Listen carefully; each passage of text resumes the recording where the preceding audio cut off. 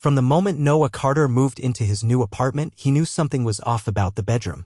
It wasn't the old wallpaper peeling at the corners or the floorboards that creaked without weight. It was the bed specifically, what was under it. At 10 years old, Noah had long grown out of the phase where he feared imaginary monsters. But this wasn't imagination. Not this time. Every night as the clock struck 2:12 a.m., Noah would wake with a jolt. At first, he thought it was just the stress of moving into a new place with his single mother. But night after night, he'd wake up at the exact same time, drenched in sweat, eyes wide open, feeling something watching him. Not from the closet. Not from the window. But from underneath his bed. At first, he was too scared to move. He'd lie perfectly still, listening. Breathing. Not his. Something else. A slow, shallow inhale. Then a longer exhale. Wet. Animal-like. Always just inches below him. He would stare at the ceiling, too afraid to look down. And then he began noticing the smell, something rotten like wet meat left in the sun. No amount of cleaning made it go away. It would vanish in daylight and return every night, sharp and choking. When Noah told his mother, she brushed it off. You're still adjusting. It's probably the pipes or the heater. But Noah knew better. One night, he gathered the courage to peek. It was exactly 2:12 a.m. The digital clock blinked silently beside him as he slowly leaned over the side of the bed, heart hammering. The space underneath was pitch black. Too black. He switched on his flashlight and shined it beneath. Nothing. Just shadows. But as he started pulling his head back up, he saw it. 2 yellow eyes. Not glowing, but reflecting. Like an animal's. Watching. Not blinking. Noah froze.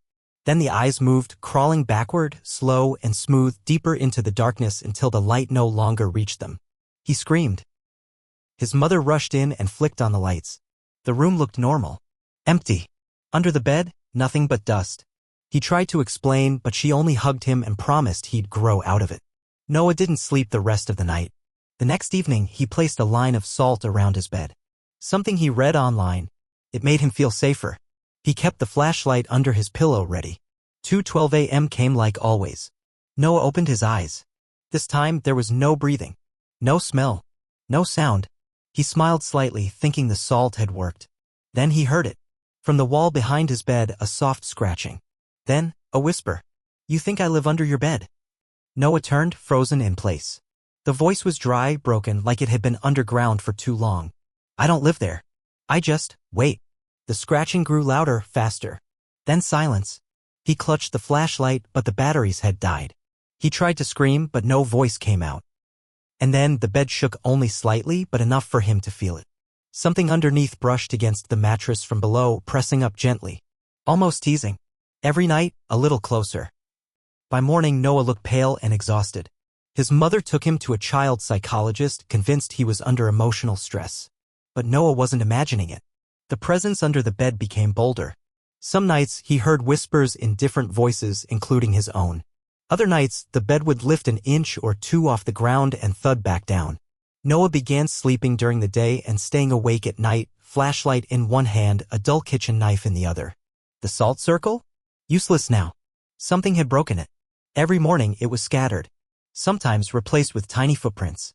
One night, his mother, tired of his screaming, decided to prove nothing was there. Watch, she said. She lifted the edge of the bedskirt and looked underneath. Nothing. She exhaled in relief. See? It's all in your A. She stopped. Noah watched her face drain of color. What is it? He asked, trembling. Her mouth opened, but no words came. And then she slowly backed away from the bed, pulling Noah with her. They slept in the living room that night. She never spoke of what she saw. 2 days later, Noah came home from school to find the bedroom door nailed shut. His mother stood outside, pale, eyes wide. We don't go in there anymore. They moved a week later. Noah never entered that room again. Years passed. Noah, now 26, rarely spoke of it. But the fear never left him. One night, in his new apartment across the country, he was unpacking boxes when he found his old digital alarm clock. Out of nostalgia, he plugged it in and placed it on his nightstand. He went to sleep easily for the first time in years. Until the alarm blinked. 2:12 a.m. And from under his bed, he heard breathing.